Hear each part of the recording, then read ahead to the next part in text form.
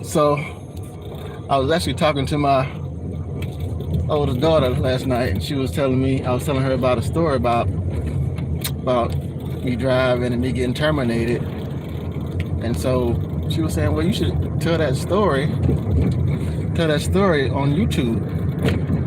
So here I am to share a little bit with anyone that wants to listen to this story about night transportation and how I got terminated.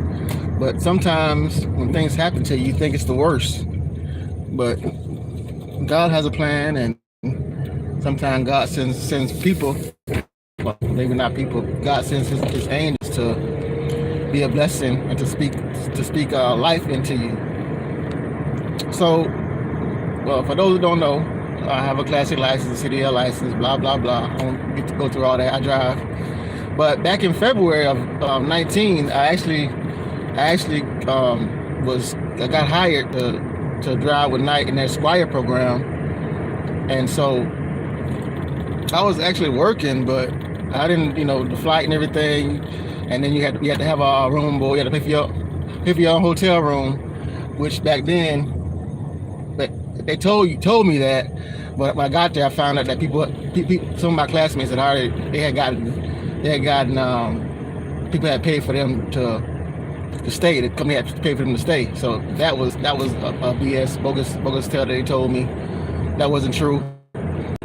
Some recruiters did that for their drivers. Some didn't. Well, mine.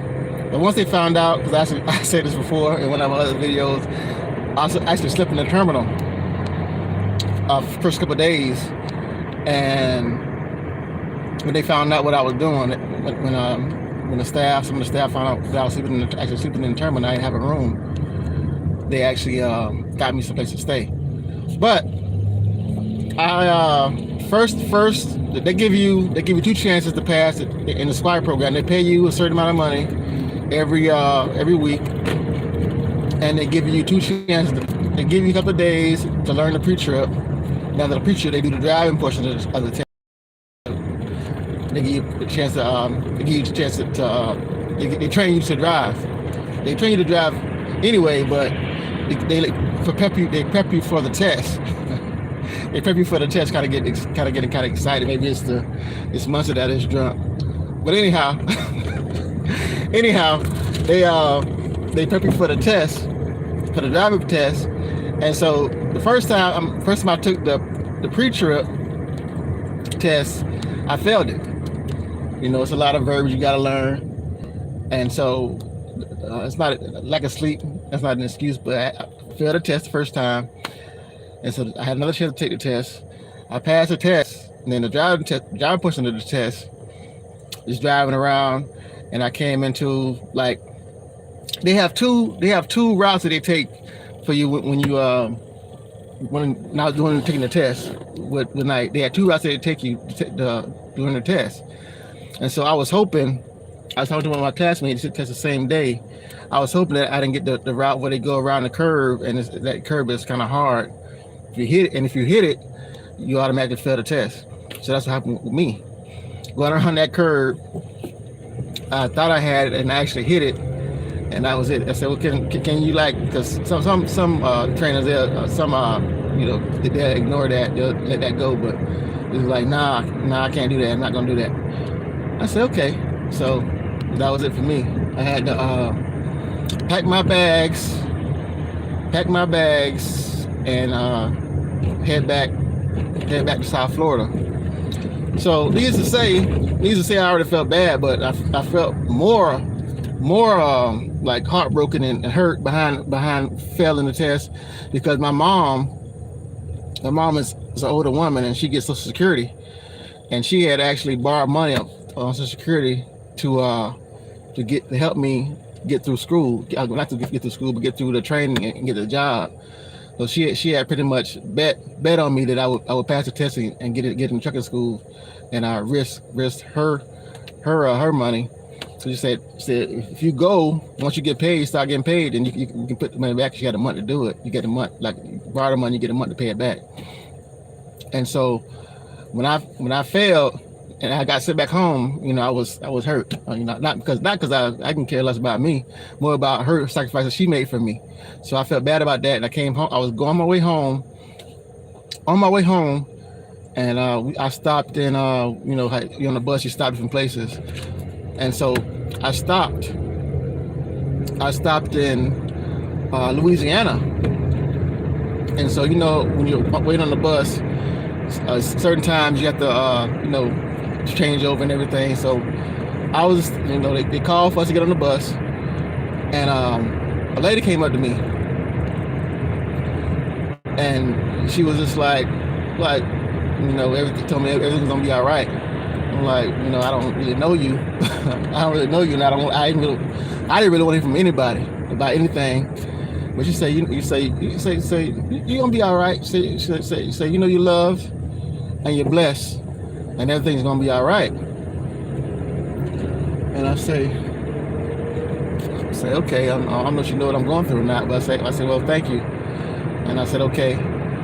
And so I was still in my own mind, in my own head, because I was already, like I said, I was already hurt and depressed. I was in my own head, and I heard what she said, but I didn't really think about it at that time.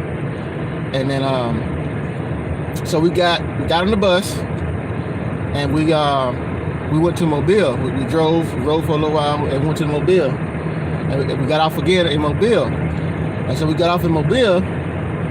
We sat down. She was looking at me. And then she got up and she said, well, I gotta go now. And she gave me a hug. And she said, you'll be fine. Say you're blessed and you love. You said that again. You're blessed and you love. And so I'm thinking to myself, like, why are you telling me that you'll see me later? And we get on the same bus because we get on the same bus to leave. And so the bus came. The bus called for us to get on the bus, right? And everybody got on the bus. And she got on the bus, and I got on the bus and sat in towards the middle in the back. And so I sat down, and I was thinking about what she had said.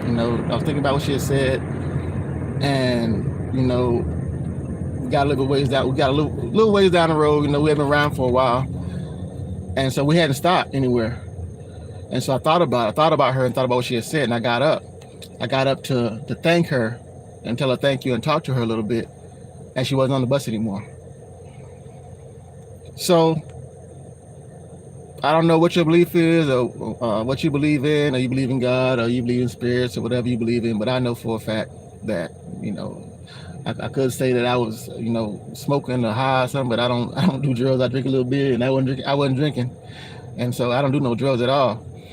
So when that